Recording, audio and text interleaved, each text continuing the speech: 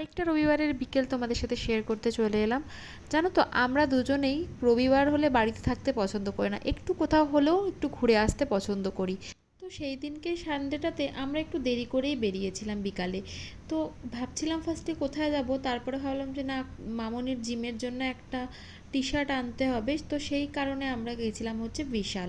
আর সুরজিতেরও কয়েকটা জিনিস কেনার ছিল, কিন্তু যেইগুলো কেনার ছিল সেগুলো আমরা পাইনি। তো আমরা চলে এসেছি হচ্ছে বিশালে। রিষড়ার বিশালটাতে আমরা গেছিলাম, আমাদের বাড়ির থেকে কাছে হয়। যারা জানো না তাদেরকে বলে দিই, আমি কোন নগরে থাকি, তো আমার এই বাকখালের বিশালটাতে বেশি সুবিধা হয়। তো এখানে প্রত্যেকবার যখন আসি তখনই সব সময়ের জন্য যেন ভিড়টা হয়েই থাকে। আর সেদিনকে সানডে ছিল, সেই কারণে কত কিছু অফারও দিচ্ছিল। তো এখানে আমরা চলে এসেছি, আর এক্সট্রিম গরম ছিল।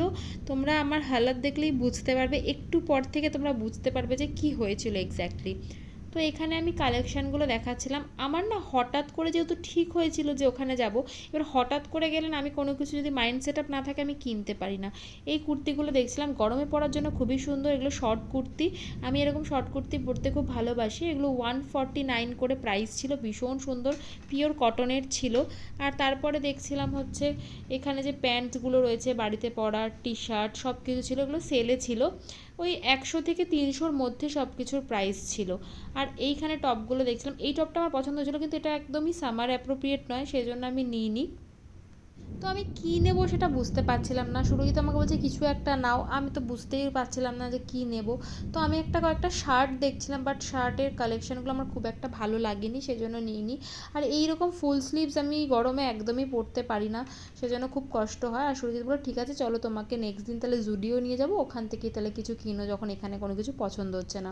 তো ওপরে ছেলেদের সেকশনটাতে এসছিলাম, কারণ মামনির জন্য একটা টি শার্ট নেবো, ছেলেদের সেকশন থেকেই নিতে বলেছিল, কারণ সেগুলো একটুখানি লুজ হয়, তো সুতরাং মানে ব্যায়াম করতে সুবিধা হয় সেই কারণে। তো সুরজিৎ এখানে টি শার্ট দেখছিল, নিজের জন্যও দেখছিল। ছেলেদের টি শার্টগুলোতেও অফার চলছিল, 129, 99, 299 এইরকমই প্রাইস ছিল। এই যে এক কালারের যেগুলো দেখতে পাচ্ছ, এগুলোর কাপড়ের কোয়ালিটি খুব সুন্দর। এই স্কাই কালারেরটা নেওয়া হয়েছে সুরজিতের জন্য।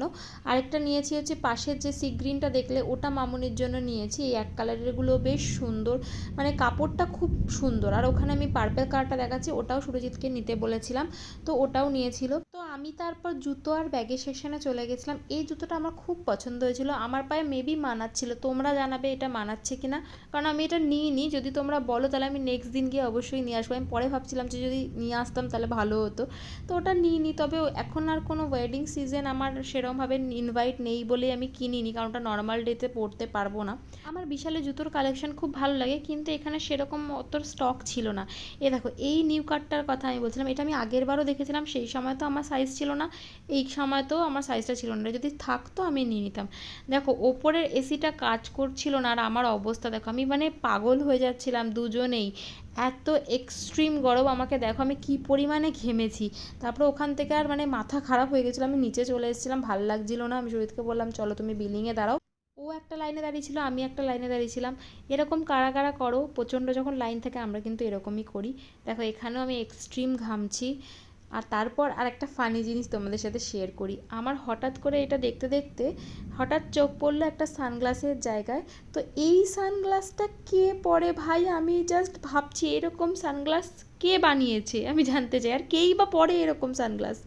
তো যাই হোক, একটুখানি ফান করছিলাম, তো রেখে দিয়েছি। তারপর এই জিনিসগুলো হচ্ছে কেনা হয়েছে, আর ওখানে থামস আপে তো সবসময় অফার থাকেই, সেগুলো কিনে তারপর বাড়ির দিকে আসার জন্য রেডি হয়েছে। আর এখানে সুরজিৎ বলছে যে প্রচণ্ড গরম লাগছে, ভালো লাগছে না আর, তো তাই জন্য আমরা ওখান থেকে তাড়াতাড়ি করে বেরিয়ে বাড়ি চলে যাচ্ছিলাম।